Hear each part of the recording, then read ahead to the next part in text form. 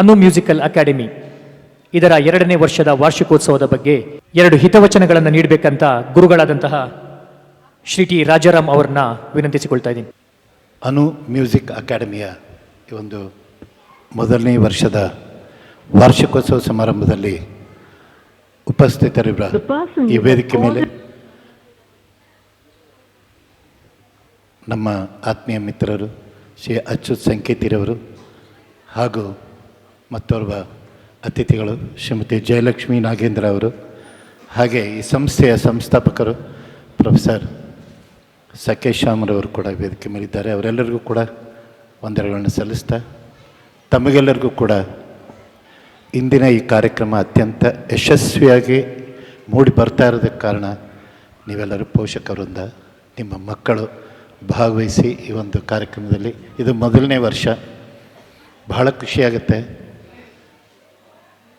ಅವರ ವೇಷಭೂಷಣಗಳಲ್ಲಿ ಈ ವೇದಿಕೆ ಮೇಲೆ ಮಕ್ಕಳು ನೋಡೋದೇ ಒಂದು ಚಂದ. ಅದನ್ನು ಸವಿಯೋದಕ್ಕೆ ನೀವೆಲ್ಲರೂ ಬಂದಿದ್ದೀರಿ. ಮಕ್ಕಳಿಗೆ ಯಾವುದೇ ಕಲೆ, ಸಂಸ್ಕೃತಿ, ಪರಂಪರೆ ಬಗ್ಗೆ, ನಾಡು ನುಡಿ ಬಗ್ಗೆ ಅವರಿಗೆ ಅರಿವು ಮೂಡಿಸಬೇಕು ಅಂತಂದರೆ ಇಂತಹ ಸಂಸ್ಥೆಗಳ ಮುಖಾಂತರ ತಮ್ಮ ಮಕ್ಕಳನ್ನ ಓರೆಗೆ ಹಚ್ಚಿದಾಗ ಮಾತ್ರ ಏನಾದರೂ ಅವರಲ್ಲಿರುವಂಥ ಸುಪ್ತ ಪ್ರತಿಭೆಯನ್ನು ಹೊರತರೋದಕ್ಕೆ ಒಂದು ಸಾಧ್ಯವಾಗೋದು. ಅದನ್ನೇ ಮಾಡಲಿ. ವಿದ್ಯಾಭ್ಯಾಸ ಬಿಡಿ, ಎಲ್ಲರೂ ಮಾಡ್ತಾರೆ. ಇವತ್ತೆಲ್ಲರೂ 98 100% ಅಲ್ಲೇ ಇರ್ತಾರೆ. ಟ್ಯೂಷನ್ಗೆ ಹೋಗ್ತಾರೆ, ಎಲ್ಲರೂ ಸ್ಕೋರ್ ಮಾಡ್ತಾರೆ, ಯಾರೇನು ಕಮ್ಮಿ ಇರಲ್ಲ, ಎಲ್ಲ ಅಬೌವ್ 90ನೇ. ಆದರೆ ಅದೇ ಅಬೌವ್ 90 ಈ ಕಲೆಗಳಲ್ಲಿ ಕೂಡ ಬರಬೇಕು. ಯಾಕೆಂದರೆ ಕಲೆ ಯಾರ ಸ್ವತ್ತು ಅಲ್ಲ. ನೀವು ಸಾಧನೆ ಮಾಡಬೇಕು, ನಿಮ್ಮಲ್ಲಿರುವಂಥ ಪ್ರತಿಭೆಯನ್ನು ಹೊರ ಹಾಕಬೇಕು ಅಂತಂದರೆ ಅದರ ಹಿಂದೆ ಸಾಧನೆ ಬಹಳ ಮುಖ್ಯ.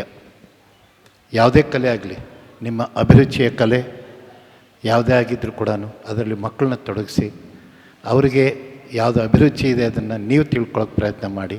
ಅದ್ರ ಪ್ರಕಾರ ಅವ್ರ ಸಂಗೀತ ಆಗಲಿ, ಡ್ರಾಯಿಂಗ್ ಆಗಲಿ, ಮತ್ತೊಂದು ವಾದ್ಯ ನುಡಿಸೋದಾಗಲಿ, ಅವರಲ್ಲಿರುತ್ತೆ, ಆಸೆ ಇರುತ್ತೆ, ನಾನು ಈ ಥರದ್ದು ಕಲಿಬೇಕು, ಹೀಗಾಗಬೇಕು ಅನ್ನೋದನ್ನು. ಅದಕ್ಕೆ ವಿರುದ್ಧವಾಗಿ ತಂದೆ ತಾಯಿಗಳು ನಡ್ಕೋಬೇಡಿ. ಯಾಕಂದರೆ ಅವ್ರಿಗೇನು ಬೇಕು ಅನ್ನೋದನ್ನು ಕಲಿಸಿ ಅವರು ಅದ್ರಲ್ಲಿ ಮುಂದೆ ಬರ್ತಾರೆ. ಇಲ್ಲ ನೀನು ಇದನ್ನೇ ಮಾಡು ಅಂತ ಹೋದಾಗ ಏನಾಗುತ್ತೆ, ಅದರಲ್ಲಿ ಅವರು ಮುಂದುವರೆಯೋಕ್ಕೆ ಸಾಧ್ಯ ಆಗೋದಿಲ್ಲ, ಏನೂ ಸಾಧನೆ ಮಾಡೋದಕ್ಕೂ ಆಗೋದಿಲ್ಲ.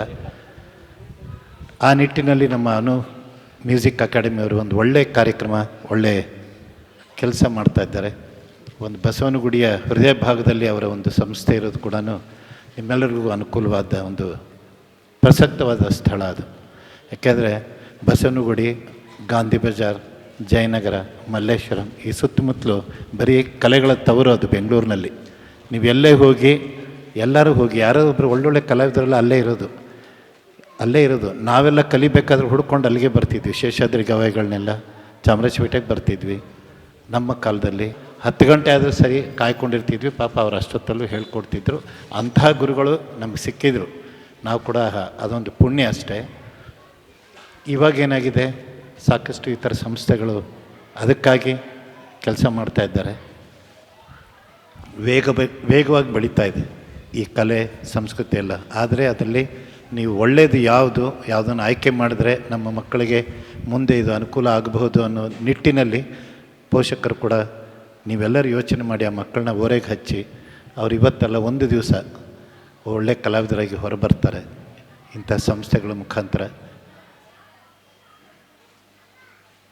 ಕಲೆ, ಸಂಸ್ಕೃತಿ ನೋಡಿ, ಇವತ್ತು ನಾವು ಇಡೀ ದೇಶದಲ್ಲಿ ಯಾವ ವಾತಾವರಣ ಇದೆ, ಆ ವಾತಾವರಣಕ್ಕೆ ಪೂರಕವಾಗಿ ನಮ್ಮಲ್ಲಿ ಇದೆಲ್ಲ ಮಕ್ಕಳಿಗೆ ಸಂಸ್ಕಾರ ಮುಖ್ಯ. ಈ ಚಿಕ್ಕ ವಯಸ್ಸಿಂದ ಆ ಒಂದು ಸಂಸ್ಕಾರ ನೀವು ಅವರಲ್ಲಿ ಮೂಡಿಸಿದರೆ, ನಮ್ಮ ಭಾರತ ನೋಡಿ ಎಷ್ಟು ಚೆನ್ನಾಗಿ ಹಾಡಿದ್ರು, ಈ ನಾಡು ನಮ್ಮದು, ಈ ಬೀಡು ನಮ್ಮದು, ಇವೆಲ್ಲ ನಾವು ಆ ಕಾಲದಲ್ಲಿ ಕೇಳ್ತಾ ಇದ್ದಿದ್ದ ಹಾಡು ಇವತ್ತಿಗೂ ಕೂಡ ಪ್ರಸ್ತುತ, ಮುಂದೆ ಕೂಡ ಪ್ರಸ್ತುತ. ಇಂಥ ಹಾಡುಗಳನ್ನ ನೀವು ಮಕ್ಕಳ ಬಾಯಲ್ಲಿ ಹಾಡಿಸ್ಬೇಕು.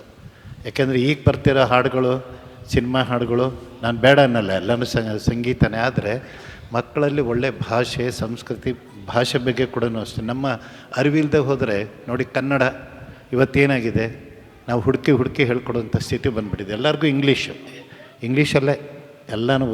ನಾವು ಓದಬೇಕಾದ್ರೆ ಪೂರ್ತಿ ಕನ್ನಡ ಇರ್ತಿತ್ತು, ಒಂದು ಇಂಗ್ಲೀಷ್ ಇರ್ತಾಯಿತ್ತು. ಇವತ್ತೆಲ್ಲ ಇಂಗ್ಲೀಷ್ ಇದೆ, ಒಂದೇ ಒಂದು ಕನ್ನಡ ಇದೆ.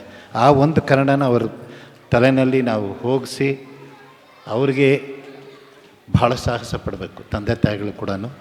ಹಾಗೆ ತಂದೆ ತಾಯಿಗಳು ಕೂಡ ಭಾಷೆ ಬಗ್ಗೆ ಅಭಿಮಾನ ಇರಬೇಕು. ನಮ್ಮ ನಾಡು, ನಮ್ಮ ದೇಶ, ನಮ್ಮ ಸಂಸ್ಕೃತಿನ ಬೆಳೆಸಬೇಕು.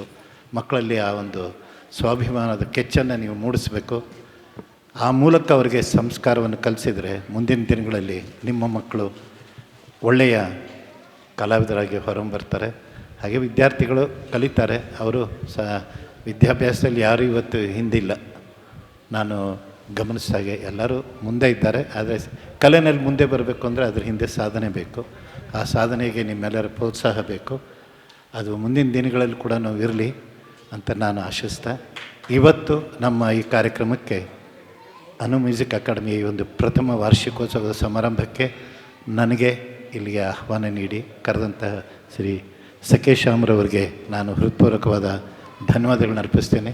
ಹಾಗೆ ಈ ಸಂಸ್ಥೆಯಲ್ಲಿ ಕೆಲಸ ಮಾಡ್ತಾ ಇರೋಂಥವ್ರು ಎಲ್ಲರಿಗೂ ಕೂಡ ನಾನು ನನ್ನ ಅನಂತ ಧನ್ಯವಾದಗಳನ್ನ ಅರ್ಪಿಸ್ತೀನಿ. ನೀವು ಕೂಡ ಸುಮಾರು ಹೊತ್ತು ಕಾಯ್ತಾ ಇದ್ದೀರಿ, ಹಾಡೋದಕ್ಕೆ ಕಾಯ್ತಾ ಇದ್ದೀರಿ. ನಿಮ್ಮ ಹಾಡು ಕೇಳೋದಕ್ಕೆ ನಾನು ಕೂಡ ಕಾಯ್ತಾ ಇದ್ದೀನಿ. ಎಲ್ಲರೂ ಹಾಡಿ ಮುಂದಿನ ದಿನಗಳಲ್ಲಿ ಎಲ್ಲ ಒಳ್ಳೆಯದಾಗಲಿ. ಈ ಸಂಸ್ಥೆ ಇನ್ನೂ ಹೆಚ್ಚಿನ ರೀತಿಯಲ್ಲಿ ಮುಂದೆ ಬಂದು ಈ ನಾಡಿನ ಒಂದು ಪ್ರತಿಷ್ಠೆ ಸಂಸ್ಥೆಯಾಗಿ ಹೊರಬರಲಿ ಅಂತ ಆಶಿಸ್ತಾ ನಾನು ಮಾತು ಮುಗಿಸ್ತೀನಿ. ಧನ್ಯವಾದಗಳು. ಧನ್ಯವಾದಗಳು ಶ್ರೀ ಟಿ ರಾಜಾರಾಮ್ ಸರ್ ಅವರಿಗೆ. ಬಹಳ ಅದ್ಭುತವಾಗಿ ಮಾತಾಡಿ ಹಿತನುಡಿಗಳನ್ನು ನೀಡಿದಂತಹ ನಿಮಗೆ ಧನ್ಯವಾದಗಳು.